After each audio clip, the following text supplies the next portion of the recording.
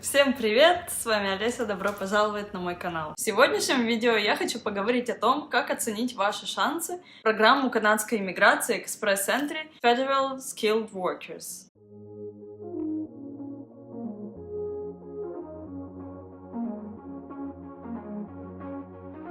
Мы с мужем получили визу на ПМЖ в Канаде через Express Entry и переехали жить в Ванкувер 3 месяца назад. И на моем канале я делюсь опытом о процессе, ведь мы все оформляли сами. Итак, вы подумываете об эмиграции в Канаду через Express Entry. Начать стоит с того, чтобы проверить, проходите ли вы по минимальным требованиям на эту программу.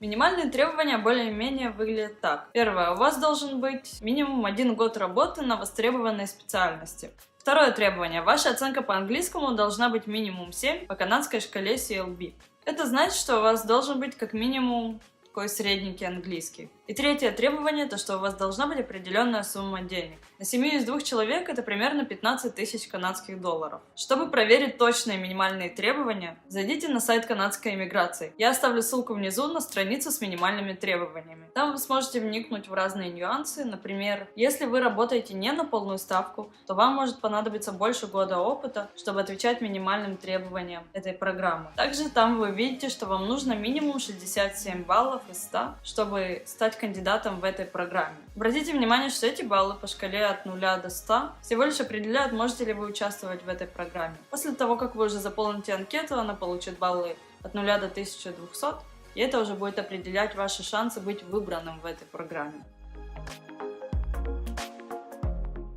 Когда вы будете вычислять свои баллы и для минимальных требований, и потом уже в анкете, вам будет не хватать одного данного, и это ваша оценка по английскому языку. Для начала попробуйте адекватно оценить ваш уровень английского. Читаете ли вы статьи на английском? Смотрите ли видео и фильмы на английском без перевода? Общаетесь ли вы устно с кем-то по-английски? Приходится ли вам писать на английском в повседневной жизни? Может быть, на работе? Может быть, на каких-то форумах в интернете. Конечно, невозможно вычислить свою оценку по экзамену IELTS, не сдав его, но это даст вам какое-то общее представление.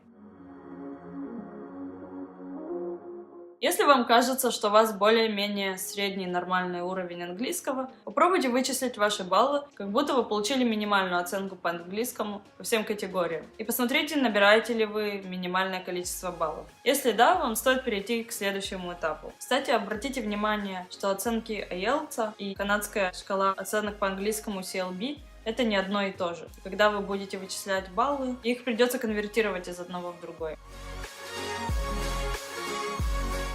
Итак, следующий этап. Если по вашим подсчетам вы набираете минимальное количество баллов для того, чтобы подать кандидатуру в Express Entry, еще перед тем, как начать процесс, вы можете оценить шансы вашей анкеты быть выбранной в этой программе. Для этого, во-первых, нужно подсчитать баллы вашей анкеты, а также посмотреть, какие минимальные баллы были у приглашенных анкет в предыдущих раундах. Конечно же, вся эта информация есть на сайте канадской иммиграции.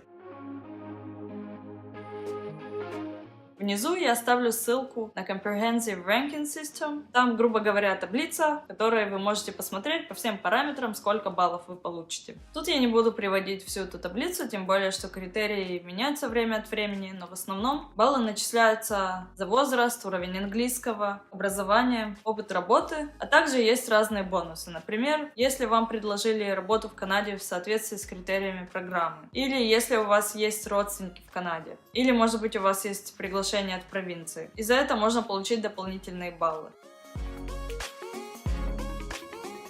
И еще одну ссылку, которую я оставлю внизу, это ссылка, собственно, на статистику предыдущих раундов отбора. Они происходят примерно каждые 2 недели, и на сайте канадской иммиграции можно увидеть точные даты, сколько людей было приглашено и какой был минимальный балл. На момент создания видео я вижу, что в последний год баллы колеблятся где-то от 440 до 450, иногда опускаются чуть ниже, иногда поднимаются чуть выше. То есть оптимально, если у вас баллы около 440, у вас хорошие шансы в течение года получить приглашение. Теперь, имея на руках все эти данные, вы можете прикинуть, каковы ваши шансы. Также, что можно сделать, чтобы их поднять. Например, если средний английский не дает вам достаточно баллов, возможно, вам нужно взять курсы по английскому. Или если у вас только 2 года опыта в вашей профессии, возможно, вам стоит подождать, пока у вас будет 3 года опыта, и тогда вы получите чуть больше баллов. Другой возможный вариант — это найти работу в Канаде. И тогда спустя год работы в Канаде вам будут начисляться баллы из-за Canadian Experience. Вот и все. Надеюсь, это видео поможет вам разобраться, что к чему, лучше оценить ваши шансы в экспресс-энтри, а также понять, как можно набрать больше баллов. Ставьте лайк, если это видео было вам полезным, подписывайтесь на мой канал, если вас интересует тема иммиграции в Канаду. С вами была Олеся, до новых встреч, баюш!